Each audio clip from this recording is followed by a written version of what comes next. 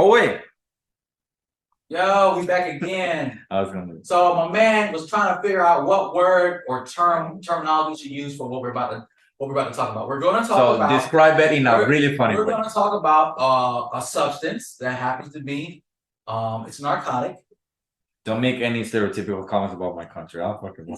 I'll say because you already done put it out there. Well, that was a hint. Yeah, what we're going to talk about is we're going to talk about a white powdery substance.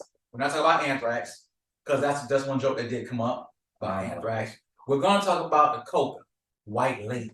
We're gonna talk about the raw. We're gonna talk about in some ghetto places in the country they call it white girl. Yeah, we're gonna call about that sniff. We're gonna talk about that.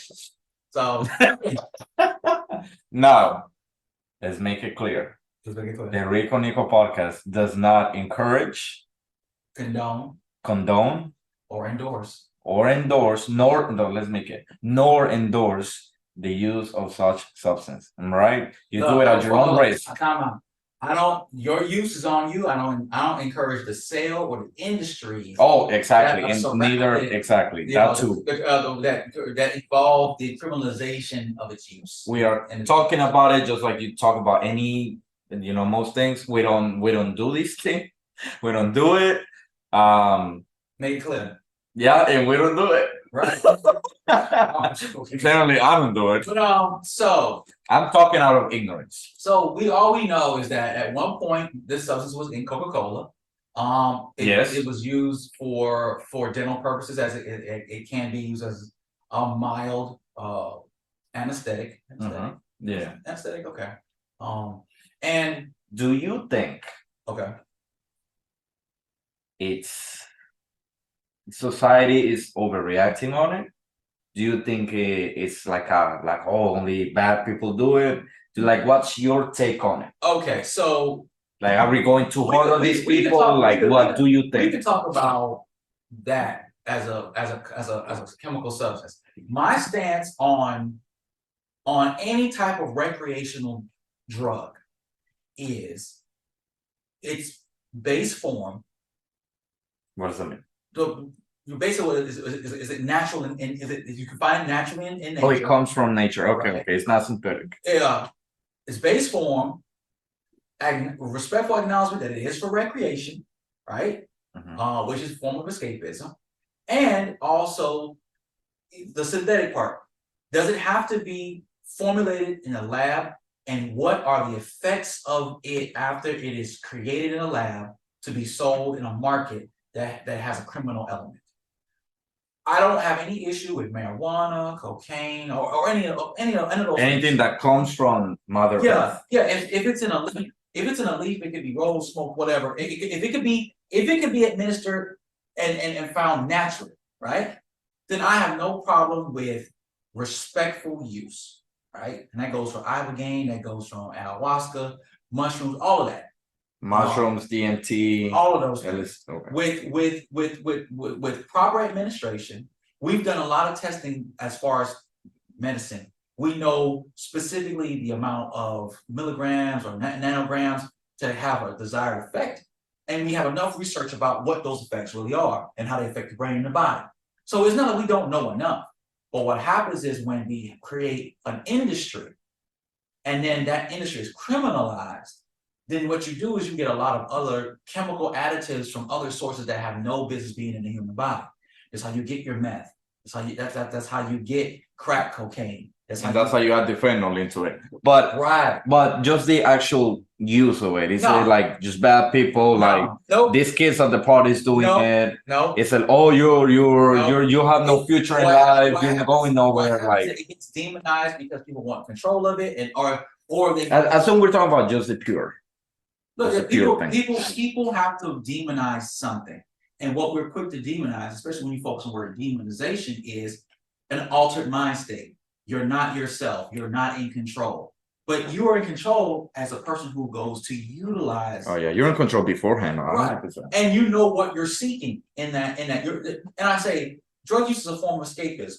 Even like nicotine and caffeine, serotonin, dopamine, natural aspects of the body makes. Euphoric feeling. orgasm, all those things. You're not going a lot of time outside sources for those things. You could have psychological and physiological stimuli to create those feelings. To do now, chemicals and drugs, you can get a higher amount, you build up a tolerance for those things. But like I said, they're not bad things. How you allow those things to take hold of your daily activity, if you allow chemicals to basically dictate your life because you are investing in escapism in yourself because you don't want to deal with the real world, well, that's a whole different subject. That's a mental health aspect. That's a sociological aspect. That's something bigger than just the substance itself. Substance is not bad. Now, what I do think, I completely agree with all of that. Now, what I do think is that it's a mistake to try to push it down on kids a lot. And you mean demonize drugs so kids don't use them? No. I mean, like when rappers like brag about it, kids look up to them. They brag about it. Or the movies, or the this, the that. So that's what I don't agree with. Even with alcohol, I don't think that's okay. What happens? They glamorize the industry. Like, think about it, man. Because it's like, oh, I'm a badass, I'm a rebel, think about it. Alcohol and cigarettes. Usually the first ones you deal with, right? They are glamorized as a form of mature control. When you get to a certain age, you can do this. You're responsible with this, right? Cigarettes taste terrible.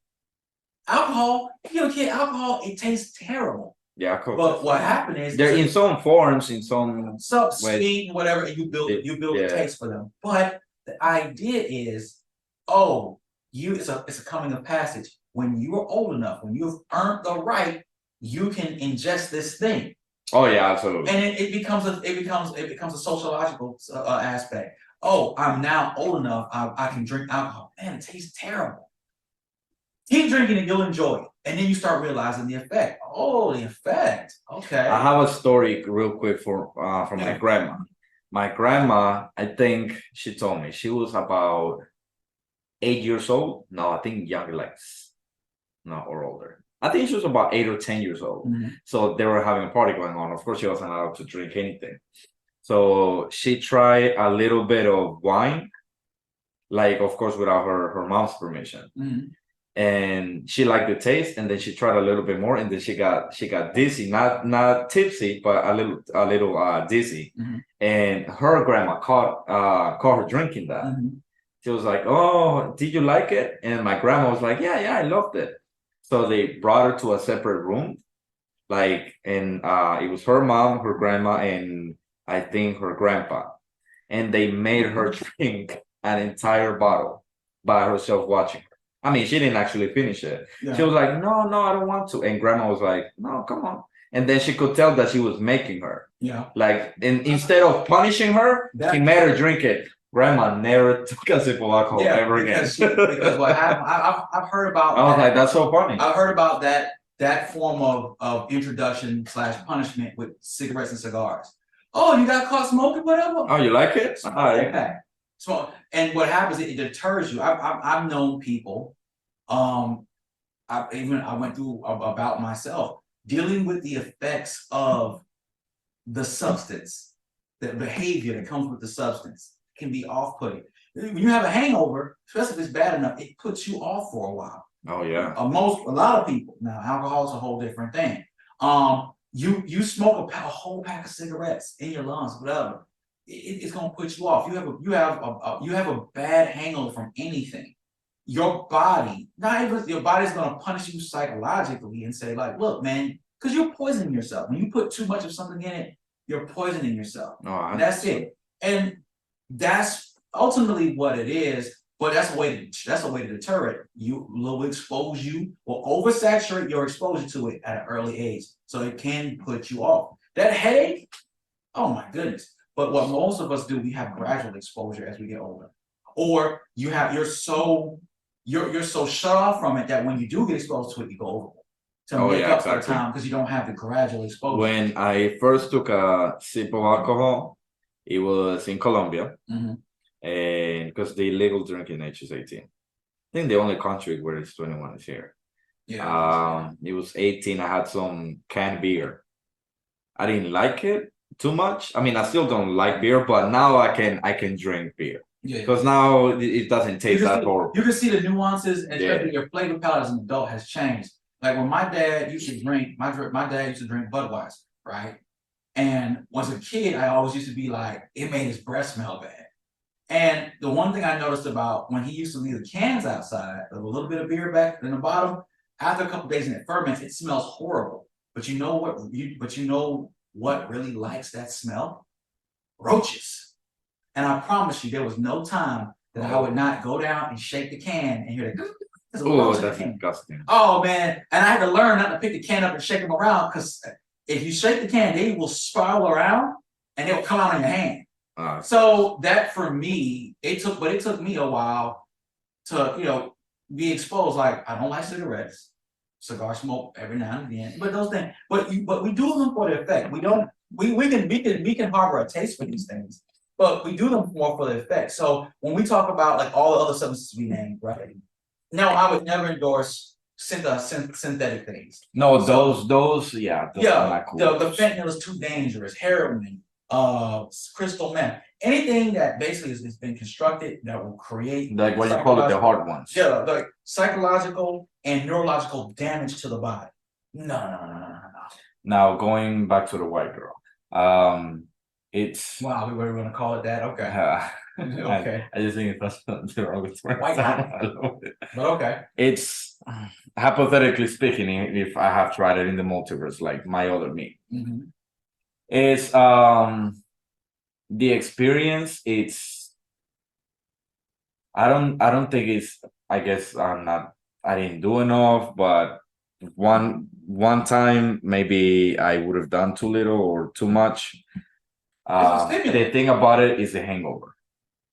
Okay, yeah. I don't know if you've heard of people having. Oh yeah, I know. I've heard having calm downs. Yeah, because what happens is because they drink, especially drinking, it's a stimulant. It's a stimulant. It will keep you fully active. It will keep you active. So anything else you're doing, your body is elevated. And normally, if you didn't have it in your system, you would have crashed out at a lower threshold. Yeah. But it stimulates you and keeps you up. And for you to get out of the hangover, you got to do more, which, well, what I've heard from my friends, not me, just people I know, it's mad destruction. It doesn't feel like anything you felt like before. You don't feel sad or depressed. You don't feel anxious. You don't feel down. You don't feel demotivated. You don't feel like you're having an anxiety attack. It's like those, I see them as categories. This is something else. Oh, wow. Really, that you can't even explain. So I've heard that's before an ecstasy pill, or pills hangover. Right below it, that's really bad. It's the worst one. That is bad.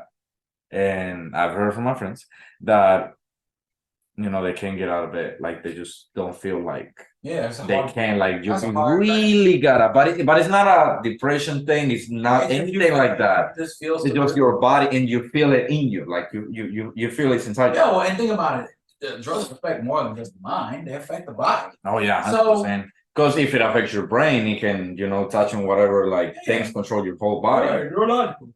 So, look, I don't demonize anybody who is experimenting and they have control. But the aspect of when you lose control and that substance get a hold of you, and like I said, it can be anything. There are people, forget illicit drugs. There are people who are thrill seekers. They are reckless. They are reckless with a lot of things. Man, there's people out there who are thrill seekers. They get a thrill from committing crimes, arson. They get a thrill from sucker punching people. There's people who get a thrill by being sexually irresponsible and just like the thrill of it. There are people who do that. There are people who they know how to tap into parts of their brain to force their brain to give them stimuli. And guess what? When they burn out of that, they up the ante. They up the ante. Those are the worst ones. They're adrenaline addicts. Right. But then people who go up the ante with a substance.